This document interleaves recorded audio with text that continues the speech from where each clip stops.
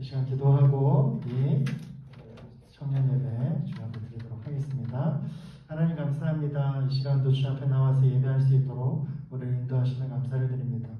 우리 청년들 어디에서 예배하든지 그 예배의 장소가 하나님이 임재하시는 성전이 되게 하시고 이 시간 주 앞에 예배할 때에 그 예배하는 그곳이 하나님께서 함께 하시고 하나님의 성령의 충만한 시간들 되게 하여 주시옵소서. 아버지 하나님, 우리 가운데에 예배 열정을 다시 한번 부어주시고 하나님 앞에 나아가 예배하는 기쁨을 우리 가운데 다시 한번 회복시켜 주시옵소서. 이 시간 함께 예배하며 말씀 나눌 때에 성령의 은혜를 우리 모두에게 허락하여 주시옵소서. 감사하고 예수님의 이름으로 기도드립니다. 아멘.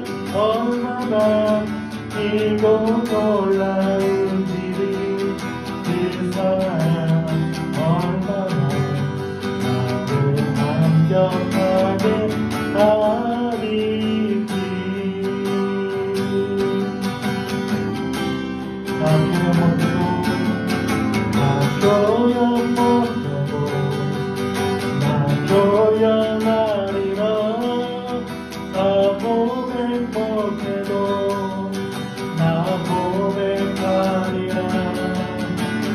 알 수 없어도 나 알아가리라.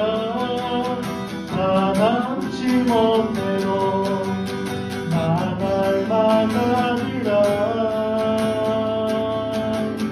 다 조여 못해도 다 조여가리라. 나 고백 못해도 나 고백하리라. 알 수 없어도 나 알아가리라. 다 담지 못해도 나 닮아가리라. 이 사랑 얼마나 아름다운지, 이 사랑 얼마나 그렇게 하는지, 이 사랑 얼마나 이고 놀라운지, 이 사랑 얼마나 나를 합격하게 하는지, 이 사랑 얼마나 아름다운지, 이 사랑 얼마나 날 부욕해 하는지, 그 사랑 얼마나 크고 놀라운지, 그 사랑 얼마나 나를 합격하게 하는지.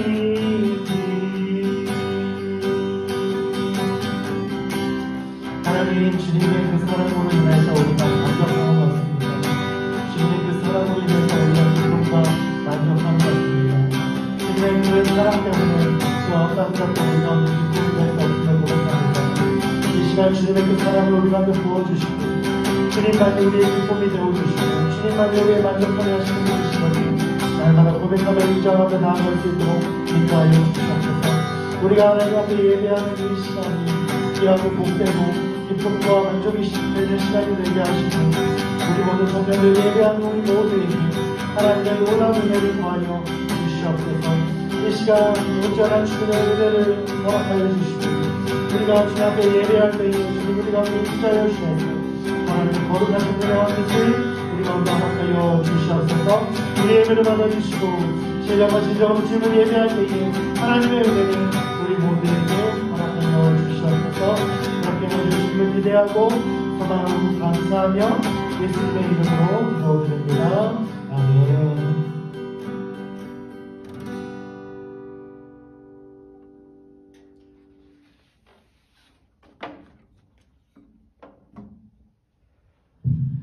함께 말씀 보겠습니다. 오늘 말씀은 마가복음 3장 31절부터 35절 말씀입니다. 신약성경 마가복음 3장 31절부터 35절까지 말씀을 봉독해 드리겠습니다. 그때에 예수의 어머니와 동생들이 와서 밖에 서서 사람을 보내어 예수를 부르니, 우리가 예수를 둘러 앉았다가 여짜오되 보소서 당신의 어머니와 동생들과 누이들이 밖에서 찾나이다. 대답하시되 누가 내 어머니이며 동생들이냐 하시고 둘러앉은 자들을 보시며 이르시되 내 어머니와 내 동생들을 보라. 누구든지 하나님의 뜻대로 행하는 자가 내 형제요 자매요 어머니이니라. 아멘.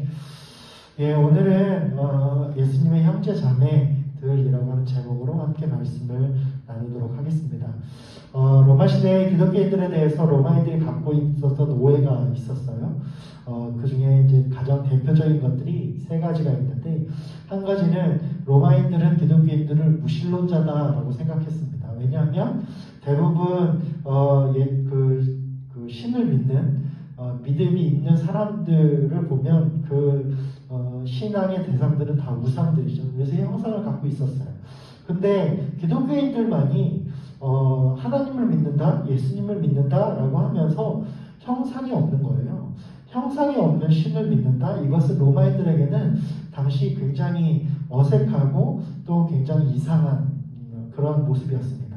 그래서 형상 없는 그리스도를 믿고 형상 없는 예수님을 믿고 또한 인간임에도 불구하고 예수님의 모습을 본딴 그러한 우상이라든가 동상을 만들지 않고 그저 예수님을 믿는다라고 하는 기독교인들을 저들은 진정한 믿는 자들이 아니다라고 얘기하면서 무신론자들이다라고 오해를 했습니다.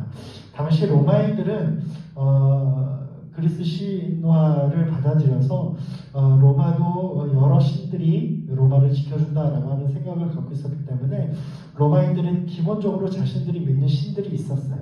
그리고 로마인들이 그 신을 믿지 않는 사람들은 굉장히 뭐라고 해야 될까, 무시하고 굉장히 천박한 사람으로 여겼습니다.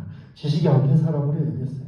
근데 기독교인들은 예수님을 믿고 하나님을 믿는다라고 얘기하면서 그 예수님의 형상, 신의 형상을 갖고 있지 않았기 때문에 사람들은, 기독교인들은 저들은 말로는 믿는다라고 얘기하지만 사실은 신을 믿지 않는 사람이다라고 얘기하면서 무신론자들이다라고 오해를 했습니다. 그리고 두 번째로는 기독교인들은 사람을 먹는다라고 하는 오해가 있었어요. 우리가 성찬식에서 예수 그리스도의 몸과 피를 상징하는 떡과 포도주를 먹잖아요. 근데 그것이 잘못 전해져서 로마인들은 기독교인들은 서로의 사람의 피를 먹는 식인 습관, 식인 형상, 종교적인 형식이 있다라고 생각하면서 성찬에서 그리스도의 몸과 피를 먹는 것이 진짜 인간의 살과 피를 먹는 것으로 오해해서 기독교인들을 멸시했습니다. 그리고 세 번째가 뭐냐면 기독교인들은 서로 근친 결혼을 한다는 거예요. 왜냐하면 기독교인들이 서로 같은 성도들끼리 형제님, 자매님 이러다가 둘이 결혼을 해요. 애를 낳아요. 형제, 자매? 아니, 한 부모에서 낳은 형제, 자매랑 결혼을 한다? 이것은 당시 로마인들, 자유로운 성생활을 하고 있었던 로마인들에게도 굉장히 생소하고 또 굉장히 조금 또 무시하는 것이었습니다. 그래서 기독교인들은 근친 결혼을 한다라고 하는 그러한 오해를 갖고 있었습니다. 이러한 오해들이 네로 황제가 기독교인들을 박해하는, 핍박하는 명분이 되었고, 당시 로마인들은 네로를 싫어하면서도 기독교인들을 탄압하는 데 동의했던 이유가 바로 이러한 오해들이 로마인들 사이에 퍼져 있었기 때문입니다. 우리가 지금도 이제 같은 청년들 또 성도들을 형제님, 자매님이라고 하는 말로 부르죠. 우리가 예수 안에서 한 형제, 자매라고 하는 이런 호칭들은 어디서 근거했을까? 바로 오늘 우리가 본 본문에서 이 호칭이 시작됐다라고 하는 것이죠. 오늘 본문에 예수님이 예루살렘에서 온 서기관들과 논쟁을 끝나고 제자들과 함께 있을 때 예수님의 어머니, 즉 마리아와 또 예수님의 형제들, 동생들이 갈릴리까지 찾아와서 밖에서 예수님을 부르는 장면이 나옵니다. 이 예수님의 가족들이 여기에 왜 왔는지를 21절에서 잘 설명해 주고 있는데 21절에 보면 예수의 친족들이 듣고 그를 붙들어 나오니 이는 그가 미쳤다 하밀러라 라고 말씀합니다. 이들이 왜 왔냐면 예수가 미쳤다라고 하는 소문을 듣고 자기 자식이자 형제인 예수님을 붙들러 온 것입니다. 누구에게 들었는지 모르겠지만 예수님이 정상적이 아니다, 미쳤다라고 하는 소식을 들었기 때문에 가족들이 지금 그를 찾아서 고치기 위해서 찾아왔다. 그를 붙잡아 집에 데려가기 위해서 갈릴리까지 찾아왔다라고 하는 것이죠. 우리가 한 대로 예수님이 태어난 곳은 나사렛이죠. 그래서 예수님은 나사렛 예수라고 하는 명칭이 있죠. 그런데 지금 사역하고 있는 곳은 갈릴리예요. 나사렛에서 갈릴리까지 그 먼 길을 찾아서 예수님이 미쳤다라고 하는 소문을 듣고 예수님을 붙들기 위해서 갈릴리까지 찾아온 것입니다. 지난 설교에서 예수님이 받은 오해 중에 하나는 가족들에게조차도 미친 사람으로 취급받았다. 가족들에게조차도 예수님이 인정받지 못했다. 예수님이 당하신 고난 속에서는 가족들의 외면과 동고동락을 함께한 제자들에게 배신당하는 고난까지 포함됐다라고 하는 것을 말씀드렸어요. 예수님이 당하신 고난은 단순히 십자가 고난에만 국한된 것이 아니라 정신적인 고난, 즉 인간이 당할 수 있는 모든 억울한 일과 배신까지도 포함된 고난이었어요. 예수님은 인간이 당할 수 있는 모든 고통과 고난을 다 당하셔야 했습니다. 왜냐하면 그것이 죄의 대가이기 때문입니다. 그래서 예수님은 믿었던 제자에게 배신당하는 배신을 경험해야 됐고, 심지어 자신과 가장 가까웠던 가족들에게조차 인정받지 못하고 미친 사람 취급받았던 그러한 고난을 받아야 됐다라고 하는 것이죠. 이처럼 예수님을 잘 안다고 생각하고 예수님에 대해서 그 누구보다도 잘 이해할 것 같았던 가족들이 오히려 예수님을 외면하고 예수님을 정상적인 사람으로 취급하지 않았습니다. 여러분, 그 이유가 무엇일까요? 마가복음 저자는 21절과 오늘 본문에서 그 이유를 우리에게 제시해 줍니다. 31절에서 예수의 가족이 예수님을 찾아왔을 때 예수님을 어디에서 불렀을까요? 31절에 보면은 예수님이 계신 안쪽에서 예수님을 찾아서 예수님께 나온 것이 아니라 예수님 바깥에서, 예수님이 있는 그 거처 바깥에서 사람을 보내어서 예수님을 불렀다라고 31절에 얘기하고 있어요. 여러분, 이러한 장면은 마가복음뿐만 아니라 누가복음이나 마태복음에서도 동일하게 나오고 있습니다. 이 구절이 왜 중요하냐면 예수님의 가족들을 소개한 21절의 친족들이라고 하는 단어는 헬라어 원어로 호이파르 아우르투라고 하는 단어인데, 이 단어의 뜻은 그의 곁으로부터 온 자들이라고 하는 뜻이에요. 즉 가족은 그의 곁에 있는 사람들이라는 뜻이에요. 헬라어 원어로 그의 가족, 친족이라고 하는 뜻은 그의 곁에 머물고 그의 곁에 있었던 사람들, 그의 곁에서 온 사람들이라고 하는 뜻입니다. 우리가 가족이라고 얘기하면 한 집안 안에서 함께 있는 사람들을 가족이라고 얘기하잖아요. 집간자를 써서.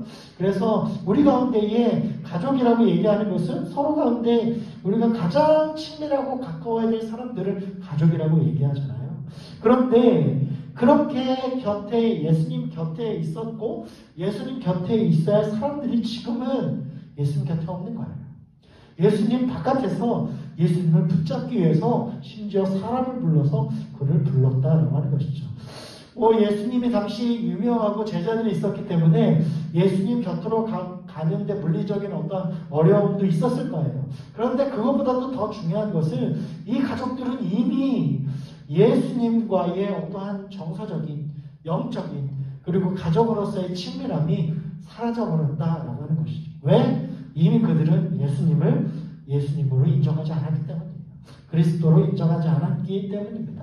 단지 우리 가족 중에 미친 사람으로 취급됐기 때문입니다.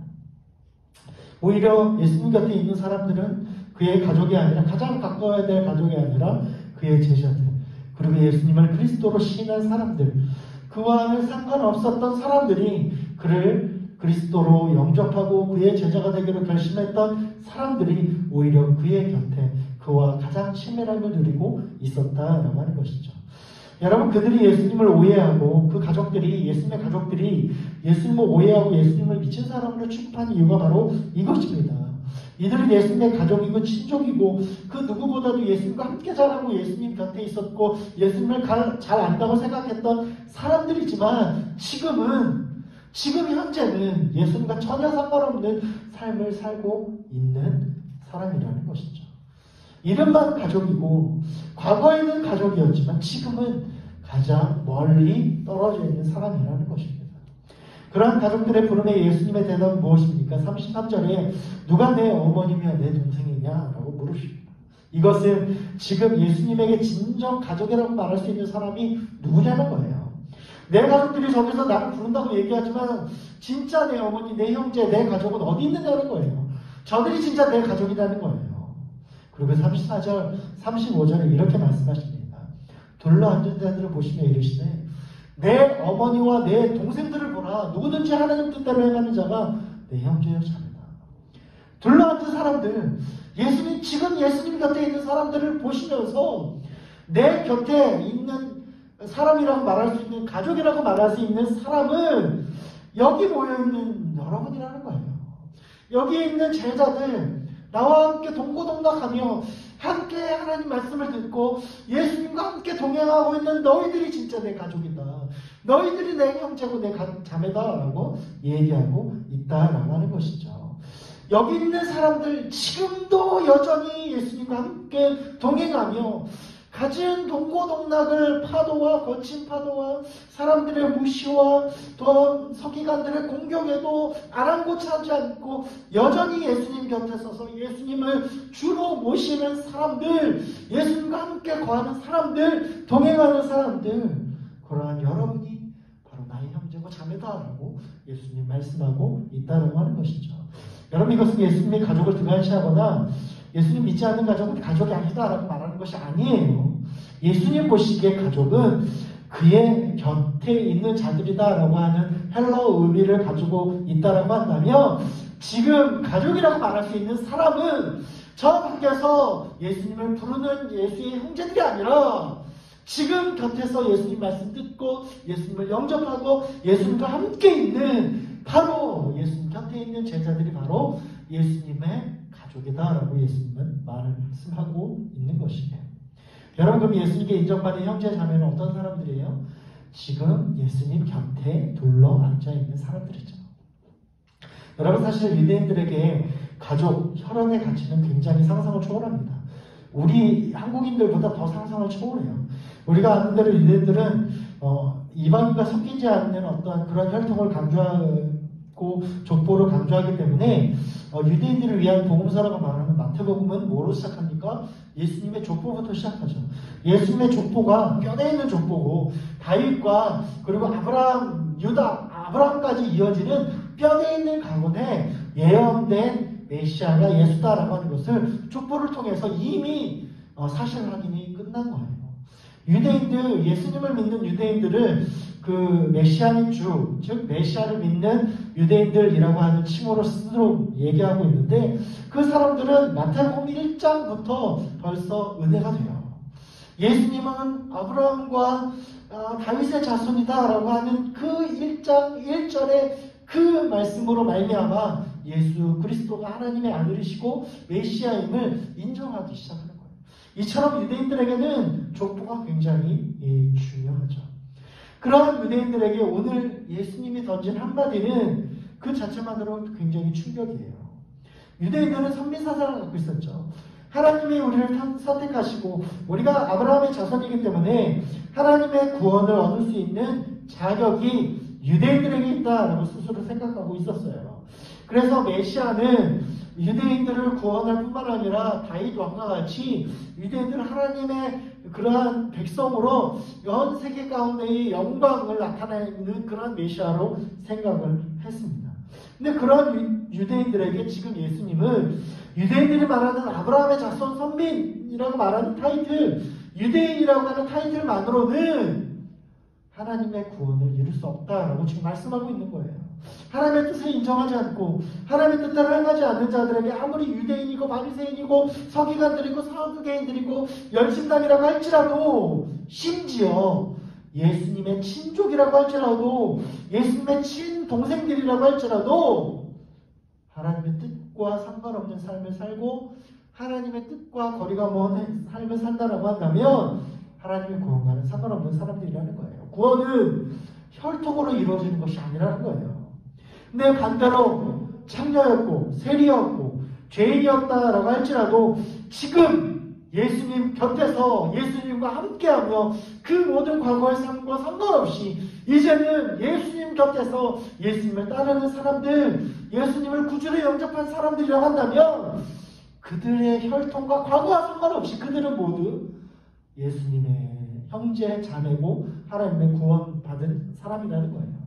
여러분, 아무리 가족이라고 할지라도 지금 하나님 예수님과 함께 있지 않으면 예수님의 뜻을 알지 못하고 예수님이 어떤 분인지 알지 못하는 것처럼 우리도 예수님 안에 날마다 거하지 않으면 예수님과 함께 있었던 그 시간들은 머나먼 추억이 될 수밖에 없다는 것이죠.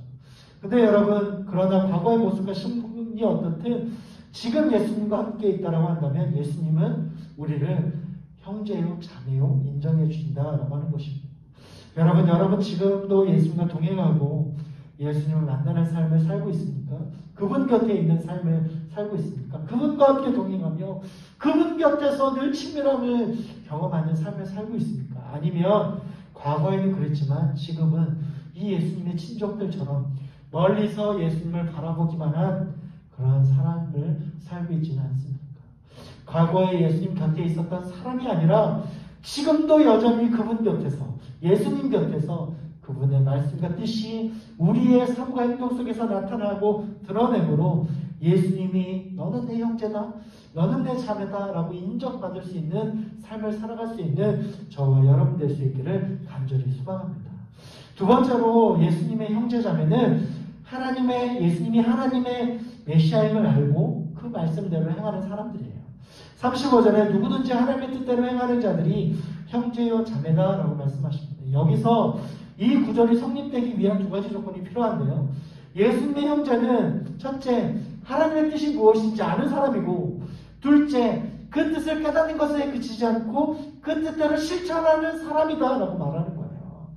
누구든지 하나님의 뜻대로 행하는 자들이 형제 자매다 라고 얘기하는 것은 하나님의 뜻이 무엇인지 알고 그 뜻 가운데 행하는 사람이 바로 예수님의 형제 자매다 라고 하는 것이죠.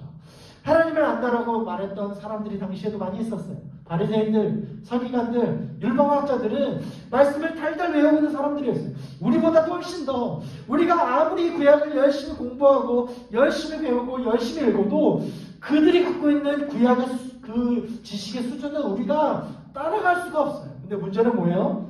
그들이 예수님 그 구약의 하나님의 말씀을 아는 것에서만 그쳤다는 거예요. 그것을 통해서 하나님의 뜻이 무엇인지, 그리고 그 말씀의 그 의미가, 그 말씀이 내 삶 가운데에 드러나고 실천되어지지 못했다라고 하는 것입니다. 여러분, 하나님의 뜻을 분별한다는 것이 무엇인가요? 하나님의 뜻을 안다는 것이 무엇인가요? 그냥 단순히 말씀을 달달달 암송하고 지식적으로 아는 것이 하나님의 뜻을 아는 걸까요? 아니요. 지금 그 말씀을 통해서 지금 우리에게 하나님께서 원하시는 것이 무엇인지를 분별할 줄 아는 것, 그것이 바로 하나님의 뜻을 아는 거예요. 성경을 달달달달 외우는 서기관들, 율법학자들은 날마다 예수님께 까였습니다. 날마다 예수님께 책망 들었어요. 왜? 그들의 지식이 그들의 삶 가운데 나타나지 않았고 그들의 믿음으로 나타나지 않았기 때문이에요. 성경을 몰라도 된다라고 하는 말씀이 아닙니다. 말씀을 많이 아는 것을 또 중요해요. 근데 더 중요한 것은 그 말씀 한 구절 한 구절이 내 삶 가운데에 적용되고 나타나고 실천되어지는 것이 정말 하나님이 원하시는 뜻이다라고 하는 것이죠. 하나님의 뜻대로 행하는 자들, 하나님의 뜻대로 행하는 것은 무엇이냐면 하나님의 뜻을 알고 분별할 줄 알고 그 뜻 가운데 오늘 하루도 살아가기를 결정하고 그 뜻 가운데 행하기로 결정하며 살아가는 사람들, 그러한 사람들을 예수님은 형제요 자매다라고 얘기하는 거예요. 예수님이 인정하신 형제 자매는 하나님의 뜻을 분별할 줄 아는 것에 그치지 않고 하나님의 뜻을 행하는 자들이라는 거예요. 즉 예수님의 말씀에 귀를 기울일 뿐만 아니라 그 말씀이 내 삶과 내 마음 가운데 드러나고 나타나고 실천되어지는 것이 바로 예수님의 뜻대로 행하는 것, 그리고 그러한 삶을 사는 사람들이 예수님의 뜻대로 행하는 사람들, 그리고 그러한 사람들을 예수님은 네가 나의 형제다, 나의 자매다 라고 말씀하시는 겁니다. 여러분, 지금 많은 설교의 형식 속에 살고 있어요. TV를 틀어보면 기독교 채널이 몇 개 돼요. 3개, 4개. 이게 진짜 올바른 기독교 채널인지 이단이 지금 하고 있는 건지도 모를 정도로 CTS니, CBS니, C채널이니 벌써 제가 아는 메이저 기독교 채널만 해도 3개예요. 거기에다 CNTV니, 오늘의 교회에서 하는 것도 있고요. 또 여러 가지 그런 채널들이 많이 있고, 유튜브에 보면 정말 수많은 교회 목사님들이 설교하는 동영상이 올라옵니다. 우리가 마음만 먹으면 얼마든지 좋은 말씀을 들을 수 있어요. 근데 여러분, 그 말씀을 듣는 것에서만 만족하고 그 말씀이 좋은 말씀이다, 우와 저렇게 말씀을 해석하네 라고 하는 것에서만 그친다고 한다면 그 말씀은 나의 삶과 그리고 그 말씀이 하나님의 말씀으로 내 삶 가운데에 드러나고 나타나는 것과는 상관이 없다라고 하는 것입니다. 여러분, 이러한 목사님 말씀, 또 주일 말씀이 영적 전쟁이라고 한다면 이제 사탄과의 싸움을 시작하고 내 삶 가운데 사탄에게 내어주고 있는 영역을 되찾기 위한 싸움을 시작하는 것은 말씀을 가지고 그 말씀대로 삶을 살아가는 것이 진짜 싸움의 시작이다라고 하는 것이에요. 오늘 말씀에 예수님을 내 삶의 구주로 인정하고 동행하는 삶을 사는 것이 진정한 예수님의 형제 자매의 모습임을 알았다라고 한다면 예수님을 내 삶으로 인정하고 모든 삶의 주권을 예수님께 드리고 맡기는 일을 시작해 보십시오. 이것이 하나님의 뜻을 깨달을 뿐만 아니라 하나님의 뜻을 이루는 자들의 모습이다라고 하는 것입니다. 여러분, 말씀을 듣는 거 중요합니다. 말씀도 듣지 않으면 이건 문제가 크게 심각하죠. 예배도 드리지 않으면 심각해요. 근데 예배 드리고 말씀 듣는 것 뿐만 아니라 이 말씀과 예배가 우리의 삶 가운데 그대로 실천되어지고 적용되어질 때에 예수님이 말씀의 능력으로 우리 가운데 임하여 주시고 우리가 예수님의 형제 자매로 우리 가운데 허락되어지고 인정받을 것입니다. 말씀이 용신이 되신 예수님이 우리 안에 거하시고 역사하시면 또 우리도 말씀이 내 삶에 역사되어지면 우리가 소원하는 모든 것을 예수님이 응답하신다라고 말씀하세요.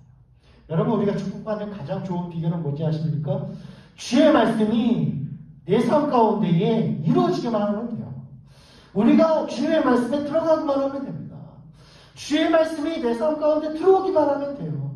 그러면 우리가 소원하고 이루고 싶고 우리가 원하는 모든 것이 주님의 뜻 가운데 어떻게 돼요? 이루어진다는 거예요.